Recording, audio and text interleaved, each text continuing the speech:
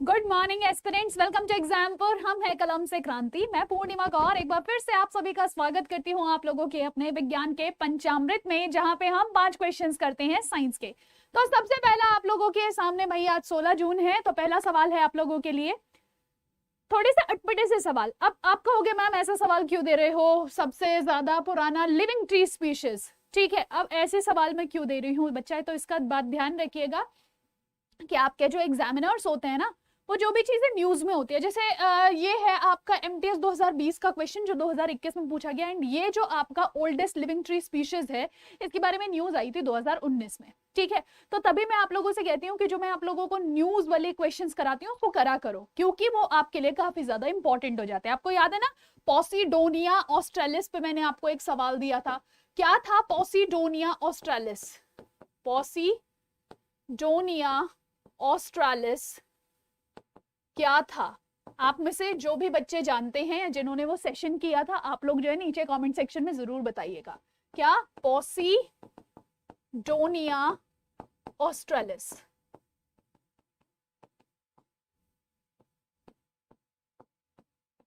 चलिए, अब देखो यहाँ पे पूछा है पृथ्वी पर सबसे पुरानी जीवित वृक्ष प्रजातियां।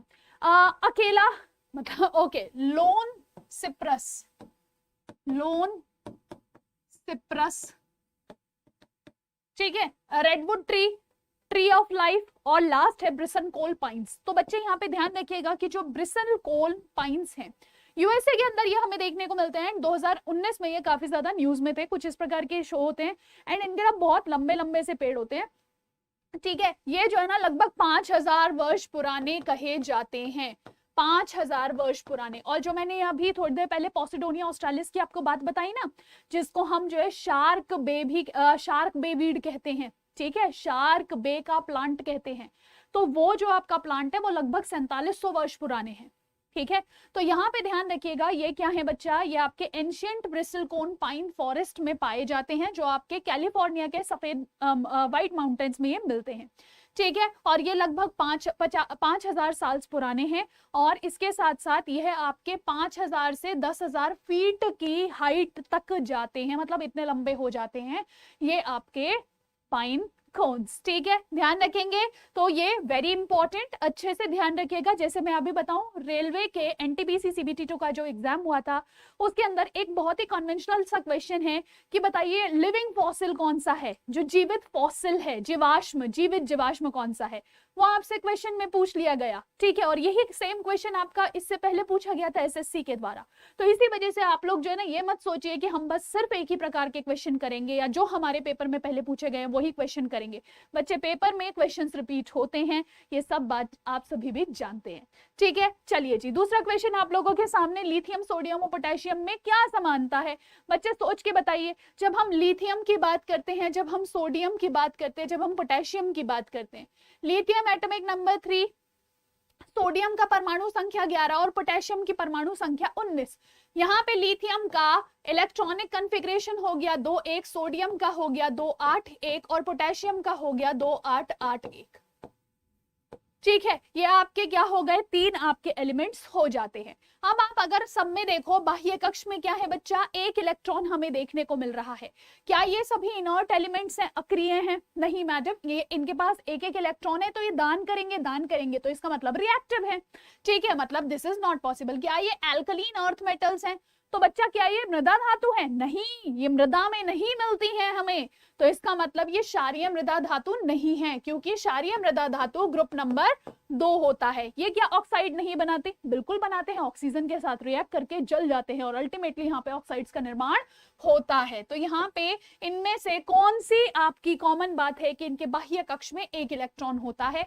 ठीक है, तो अपना केमिस्ट्री का सवाल भी डन है। यहाँ पे तीसरा सवाल है आप लोगों के लिए। ओके, ये बहुत ही बेहतरीन क्वेश्चन है आप लोगों के लिए। बोल रहा है कि एक नॉर्मल ग्लोमेरुलर फिल्ट्रेशन रेट क्या होता है मानव के अंदर। अब आप कहोगे मैम ये ग्लोमेरुलर फिल्ट्रेशन रेट क्या है, जिसको हम केशिका गुच्छ निस्पंदन दर भी कह देते हैं। क्या? केशिका गुच्छ निस्पंदन दर, निस्पंदन दर, यानी कि जो हमारी किडनी के अंदर जो नेफ्रॉन होता है, नेफ्रॉन जो होता है, इस नेफ्रॉन के अंदर जो केशिका गुच्छ है, जो ग्लोमेरुल्स हैं, ठीक है, वो कितने प्लाज्मा को फिल्टर करती हैं, ठीक है, उसका रेट क्या है, 125 ml पर मिनट, 125 मिलीलीटर पर सेकेंड, 125 मिलीलीटर प्रति घंटा, या फिर 125 लीटर प्रति मिनट। तो बच्चे देखिए हमारे शरीर के अंदर टोटल कितना ब्लड होता है, आप कहोगे मैम 5 से 5.5 लीटर, तो वो जो पूरा 5 से 5.5 लीटर ब्लड है ना, उस पूरे को क्या करना है, हमको फिल्टर करना है, ठीक है। और उसको फिल्टर करने के लिए हम लोग क्या करेंगे, उसको फिल्टर करने के लिए हम 1 मिनट के अंदर 125 ml ब्लड को फिल्टर कराते हैं, प्लाज्मा को, ठीक है। यहाँ पे क्या होगा, 125 ml प्लाज्मा यहाँ पे फिल्टर होता है, ठीक है। यहाँ पे इस बात को सभी बच्चे ध्यान रखेंगे। तो यहाँ पे देखिए अगर 1 मिनट में 125 ml है, तो यहाँ पे क्या हो जाएगा, 1 घंटे में कितना, 60 ml, और आपके पास टोटल 24 घंटे होते हैं, तो साल मतलब 1 दिन के अंदर आप लोग इतना ब्लड अपना क्या करते हो, फिल्टर करते हो, ठीक है। तो आप जब इसको मल्टीप्लाई करेंगे आपको टोटल वैल्यू यहाँ पे मिल जाएगी, ठीक है। चलिए जी, तो यहाँ पे ध्यान रखिएगा 125 मिलीलीटर प्रति मिनट, और हमेशा ध्यान रखना कि ये ऐसे नंबर्स आप लोगों से पूछे जाते हैं, किडनी वाले चैप्टर में ये चीजें काफी इंपॉर्टेंट है। नेक्स्ट देखिए, the wavelength of 0.3 metre is produced in air and it travels at a speed of 300 metre per second, ठीक है। यानी कि हवा में 0.3 मीटर की एक तरंग दैर्घ्य उत्पन्न हुई है और यह 30 मीटर प्रति सेकेंड की गति से यात्रा कर रही है, ठीक है। तो आप ये बताइए ये क्या होगी बेटा, देखो हमें यहाँ पे सिंपल क्या बताना है, इसकी फ्रीक्वेंसी बतानी है, क्योंकि ऑडिबल है, सोनिक है, अल्ट्रासोनिक है, माइक्रोवेव है, या फिर इंफ्रासोनिक है। तो ये सब चीज पता करने के लिए हमें इसकी फ्रीक्वेंसी पता होनी चाहिए, है ना, इसकी हमको आवृत्ति पता होनी चाहिए। तो आवृत्ति निकालने का तरीका क्या है, क्या कह देंगे मैम, आवृत्ति निकालने के लिए हम लोगों को क्या करना पड़ेगा कि जो भी हमारे पास वेलोसिटी है, अगर हम उसको वेवलेंथ से, जो उसकी लेंथ है उससे डिवाइड कर देते हैं, तो हमारे पास क्या आ जाएगा, फ्रीक्वेंसी निकल के आ जाएगी। तो बच्चा देखो यहाँ पे वेलोसिटी कितनी है, 30 मीटर पर सेकेंड, वेवलेंथ कितनी है, 0.3 मीटर पर सेकेंड। तो जब आप इसको डिवाइड करते हो, एक सेकेंड, 300 मीटर पर सेकेंड है, सॉरी बच्चा, 300 मीटर पर सेकेंड बटे 0.3, तो ये कितना हो गया, 1000 आ गया। अब आप खुद सोचिए, ये जो 1000 पर सेकेंड, तो 1000 पर सेकेंड का मतलब 1000 हर्ट्ज हो गया। तो ये जो 1000 हर्ट्ज की वैल्यू है, ये किस में आएगी, आप कहोगे मैम ऑडिबल रेंज में, क्योंकि जो श्रव्य तरंग होती है वो 20 हर्ट्ज से 20,000 हर्ट्ज तक आती है। तो 20 हर्ट्ज से 20,000 हर्ट्ज का मतलब कितना हो गया मैम, 1000 कहीं यहीं लाई करेगी, तो आंसर क्या हो जाएगा, ऑडिबल वेव। इस प्रकार के न्यूमेरिकल्स आप लोगों के आरआरसी ग्रुप डी में आने की खूब संभावना है। नेक्स्ट देखिए, अब अपना आज का लास्ट क्वेश्चन देखते हैं।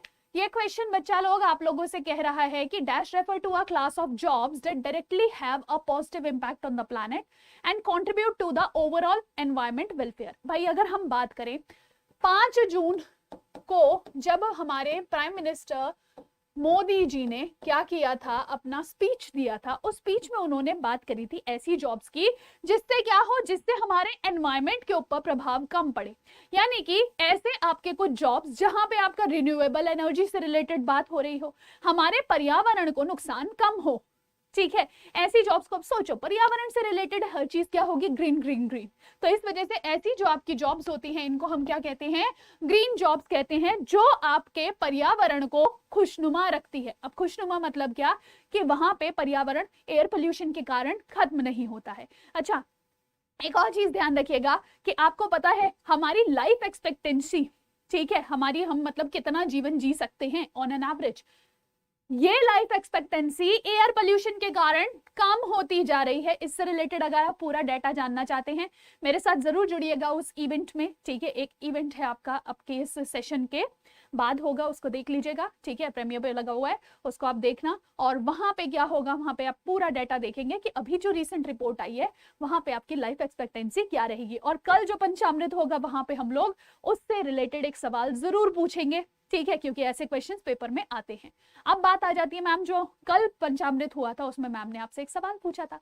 सवाल था कि जो प्लांट्स होते हैं वो प्रोटीन बनाने के लिए किसका उपयोग करते हैं? तो बच्चा ध्यान रखिएगा, नाइट्रोजन का उपयोग करते हैं प्रोटीन को बनाने के लिए, ठीक है। तभी तो जो नाइट्रोजन साइकिल होता है वो प्लांट्स के द्वारा किया जाता है, और प्लांट्स के जड़ों के अंदर जो बैक्टीरियाज रहते हैं वो नाइट्रोजन जो हमारे पास अवेलेबल है, ठीक है, गैस के रूप में, उसको नाइट्रेट में कन्वर्ट करते हैं, क्योंकि प्लांट्स डायरेक्टली नाइट्रोजन को यूज नहीं कर सकते, इस वजह से वो प्लांट्स की जड़ों में रहते हैं। जैसे लेग्यूम्स की मतलब दाल या दलहन जो होते हैं ना, दलहन के जड़ों के नीचे क्या रहेगा, यहाँ पे आपके कुछ बैक्टीरियाज रहते हैं, और जो क्या करेंगे, जो उस नाइट्रोजन को, जो हमारी एटमॉस्फेरिक नाइट्रोजन है, वायुमंडलीय नाइट्रोजन है, उसको नाइट्रेट में कन्वर्ट करके प्लांट को दे देते हैं, फिर प्लांट उसको यूज करता है और प्रोटीन बनाता है।